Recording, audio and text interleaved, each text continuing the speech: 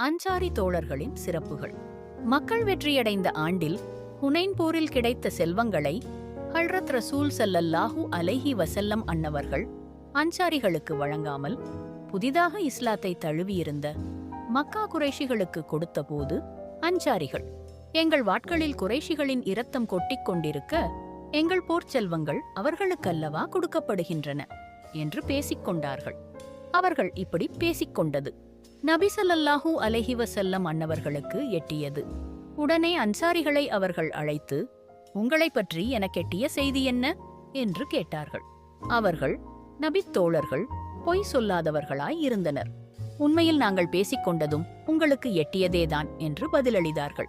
நபி ஸல்லல்லாஹு அலைஹி வஸல்லம் அன்னவர்கள் மக்கள் போர்ச்செல்வங்களை பெற்றுக்கொண்டு தம் வீடுகளுக்கு திரும்பிச் செல்ல, நீங்கள் இறை தூதர் செல், அவர்களுடனேயே உங்கள் வீடுகளுக்கு திரும்பிச் செல்வதை நீங்கள் விரும்பவில்லையா? அன்சாரிகள், ஒரு பள்ளத்தாக்கிலோ ஒரு கணவாயிலோ நடந்து சென்றால் அவர்கள் செல்கிற பள்ளத்தாக்கிலோ கணவாயிலோதான் நானும் நடந்து செல்வேன் என்று கூறினார்கள். அறிவிப்பாளர் ஹல்ரத் அனஸ் ரலியல்லாஹு அன்ஹு அன்னவர்கள். ஆதாரம் புகாரி ஷரீப் 7778 ஹதீஸ்.